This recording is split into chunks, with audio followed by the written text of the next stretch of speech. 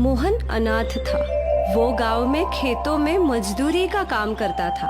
फिर अचानक गांव में सूखा पड़ने लगा। खेत सूख गए। अब मोहन को गांव में काम भी नहीं मिल रहा था। अब एक ही रास्ता है कि मैं शहर जाकर वहाँ पैसे कमाऊं। अगर यहाँ रहा तो भूखे मरने की नौबत आ जाएगी। और इसी विचार से मोहन ने अपनी पैदल यात्रा शुरू कर दी। उसके पास ना कोई वाहन था और ना ही कोई साथी। सुबह से दोपहर हो गई। अब मोहन एक झील के पास पहुंचा। वो झील का ठंडा पानी पी रहा था, तभी उसका ध्यान एक खरगोश पर पड़ा। खरगोश दौड़ रहा था और खरगोश के पीछे सियार पड़ा था। खरगोश अपनी जान बचाने के लिए भाग रहा था। मोहन को खरगोश पर दया आ गई। मोहन ने जमीन से पत्थर उठाए और उस सियार पे फेंकने लगा। एक पत्थर सियार के माथे पे लगा और फिर सियार डरकर भागने लगा। खरगोश रुक गया। धन्यवाद दोस्त। अरे तुम बोल सकते हो? हाँ दोस्त, वाह, ये तो बहुत अच्छा है। आज तुमने मेरी जान बचा ली। मैं जिंदगी भर तुम्हारा आभारी रहूंगा दोस्त। वैसे तुम जंगल के रास्ते कहाँ जा रहे हो? काम की तलाश में शहर जा रहा हूँ। मेरे गांव में सूखा पड़ गया है और इसी कारण मैं शहर जा रहा हूँ। और तुम्हारा परिवार? मेरा कोई नहीं है, मैं एक अनाथ हूँ। मेरा भी। मेरे सारे भाई बहनों को सियारों ने खा लिया। एक मैं ही बचा हूँ। दोस्त, मेरा भी कोई नहीं है और तुम्हारा भी कोई नहीं है। क्या तुम मुझे अपने साथ ले जाओगे? अरे क्यों नहीं, मैं तो सोच ही रहा था कि काश मेरा भी कोई साथी होता जिसके साथ बातें करते करते मुझे अकेलापन महसूस ना हो। और तुम तो बहुत अच्छे हो। ये हुई ना बात। तो चलो साथ चलते हैं। मोहन और खरगोश बातें करते करते चलने लगे। वो दोनों खुश थे। ऐसे चलते चलते शाम हो गई और वो दोनों एक कुटिया के पास आ गए।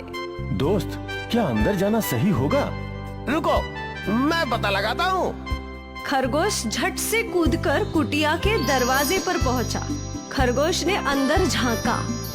हाँ हाँ दोस्त, सब कुछ सही है। मोहन ने दरवाजा खटखटाया तो एक बूढ़ी औरत दरवाजे पे आई। दादी माँ, मैं एक मुसाफिर हूँ, शहर जा रहा हूँ। क्या आज रात मुझे आपके घर में आश्रय मिलेगा? हाँ हाँ बेटा, क्यों नहीं। वैसे भी हम बुढ़ा बुढ़ी का कोई नहीं और ना ही कोई हमसे मिलने आता है। अंदर आ जाओ बेटा। ये मेरे पति है, अब ये चल फिर नहीं सकते। प्रणाम दादाजी। प्रणाम बेटा। आपकी तबीयत तो ठीक है ना? हाँ हाँ। बेटा, तुम इनसे बात करो, मैं तुम्हारे लिए चाय नाश्ता लाती हूँ। मोहन बूढ़े दादाजी से बात करने लगा और दादी माँ रसोई में चाय नाश्ता बनाने लगी। कुछ देर बाद दादी माँ चाय और नाश्ता लेकर लौटी। दादी माँ ने मोहन को चाय दी और खुद भी पीने लगी। नाश्ता देखकर खरगोश आगे आया। तू भी ले, डर मत, मैं तुझे कुछ नहीं करूँगी। दादी माँ ने खरगोश को भी एक समोसा दे दिया। खरगोश बड़े चाव से समोसा खाने लगा। ये तो बहुत स्वादिष्ट है। ऐसा खाना मैंने पहले कभी नहीं खाया। खरगोश को बोलता देख दादी माँ दंग रह गई। क्या ये सच में बोल सकता है?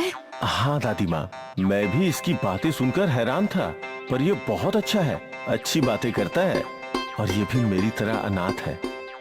ऐसा नहीं बोलते बेटा, ना तो तू अनाथ है और ना ही ये। तुमने मुझे दादी बोला ना, तो हम भी तो तेरा परिवार है। जी दादी। उस वक्त घर के बाहर से गाय की आवाज आने लगी। लगता है कोई जंगली जानवर आया होगा। दादी और मोहन दोनों घर के बाहर आए। इंसानों को देख सियार भाग गए। अब ये इनका रोज का है, पता नहीं ये कब तक जाएगी और इसका बछड़ा सुरक्षित रहेगा। दादी माँ, एक गौशाला बनाई जा सकती है जिसके अंदर अपनी गाय और उसका बछड़ा सुरक्षित रहेगा। वो तो है, पर इस उम्र में मुझसे घर का काम नहीं होता। गौशाला कैसे बांधूंगी?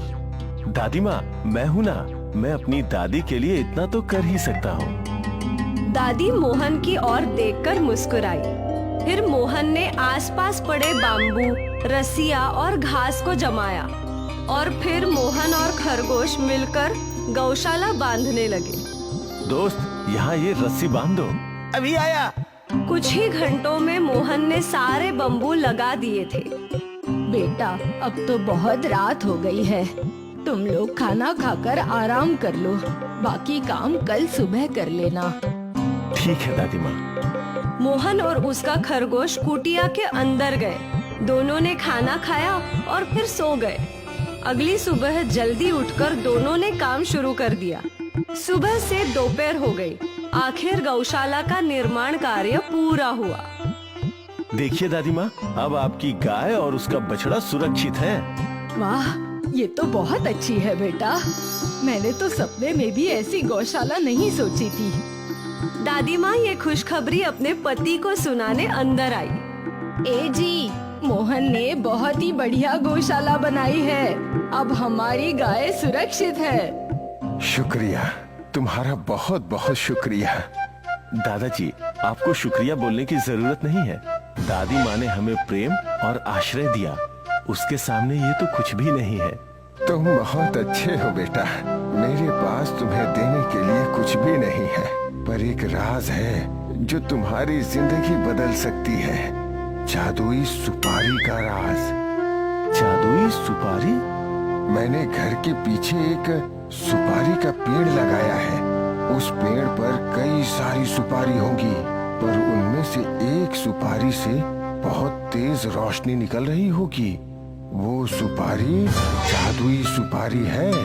उस सुपारी को हाथ में रखकर तुम जो भी मांगोगे वो तुम्हें मिल जाएगा। पर ये राज आप मुझे क्यों बता रहे हैं दादाजी? क्योंकि तुम जैसे अच्छे इंसान ही ऐसी जादुई चीजों के हकदार होते हो। अब जाओ और वो जादुई सुपारी तोड़ लाओ। मोहन कुटिया के पीछे गया तो वहाँ एक सुपारी का पेड़ था जिसपे बहुत सारी सुपारियाँ थी। इसमें से जादुई सुपारी कौन सी है? ओ देखो दोस्त, उस सुपारी से रोशनी निकल रही है। रुको, मैं अभी तोड़ता हूँ। खरगोश ने वो जादुई सुपारी तोड़ी और मोहन के हाथ में रख दी। मोहन और खरगोश कुटिया में लौट आए। ये देखिए दादाजी, हमें वो जादुई सुपारी मिल गई। बहुत अच्छा बेटा, अब इस सुपारी का बस सही उपयोग करना। हे, जादुई सुपारी, इस छोटी सी कुटिया को हवेली में बदल दो। वो कुटिया एक हवेली में बदल गई। धन्यवाद बेटा। शुक्रिया, हमें और कुछ नहीं चाहिए। तुम इस सुपारी से दूसरों की मदद करना। ठीक है दादाजी। दादी माँ, अब हम चलते हैं। ठीक है बेटा, पर आते रहना। जी दादी माँ। अलविदा दादाजी। दादा दादी को अलविदा कहकर मोहन और खरगोश अपने रास्ते चल पड़े। अब हम इस जादुई सुपारी का क्या करेंगे? हमें इससे दूसरों का भला करना चाहिए। तो दोस्त, चलो तुम्हारे गांव चलते हैं। हाँ। वो दोनों मोहन के गांव पहुंच गए। चारों ओर सिर्फ सूखा था। सारे खेत सूख चुके थे। मोहन ने अपनी जादुई सुपारी बाहर निकाली। हे जादुई सुपारी, इन सारे खेतों को फिर से हरा भरा कर दो। और झटपट सारे खेत हरे हो गए। किसानों के चेहरे पे मुस्कान आ गई। एक बार फिर गांव में खुशी की लहर दौड़ पड़ी। मोहन वापस अपने घर लौट आया। वो लोगों की मदद करने के लिए जादुई सुपारी का इस्तेमाल करता था और अब उसके पास एक साथी भी था, उसका बोलने वाला खरगोश।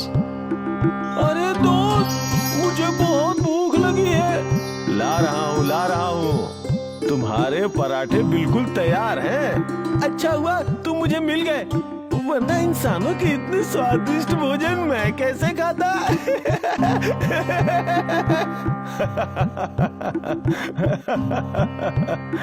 अंत भला तो सब भला।